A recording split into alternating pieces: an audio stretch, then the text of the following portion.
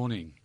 Here in Liverpool, the families of Paul Morgan and Gary Barlow, murdered in the Algerian siege, will be in turmoil, as were the families of the other 36 hostages killed so mercilessly.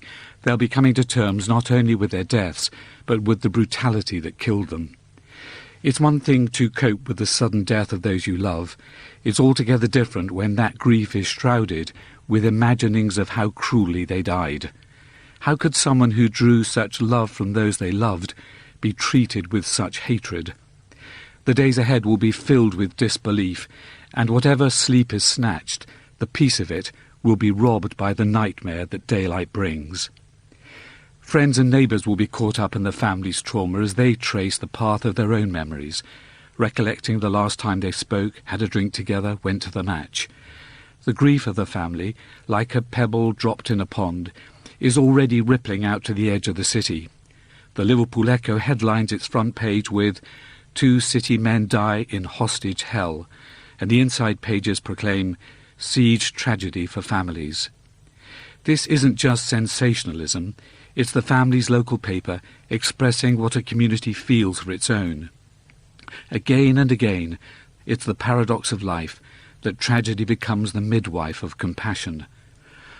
All grief leaves us feeling helpless.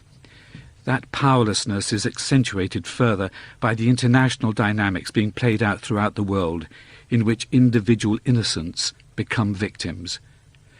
But what will grieve the families all the more is the report that the terrorist ringleader, Mokhtar Belmokhtar, has called the attack a blessed operation. Should the families and friends in their sorrow want to reach out to God, this violation of faith will only add to their grief.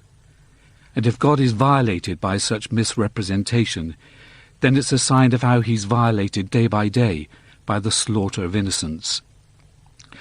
"Are not 2 sparrows sold for a penny?" said Jesus. "Yet not one of them falls to the ground apart from the Father." With these words he reassures us that God is with us in our tragedies as well as the triumphs of life. When I heard that Al-Qaeda had described their operation as blessed, it also reminded me that in French, the colonial language of Algeria, blessure is the word for wound.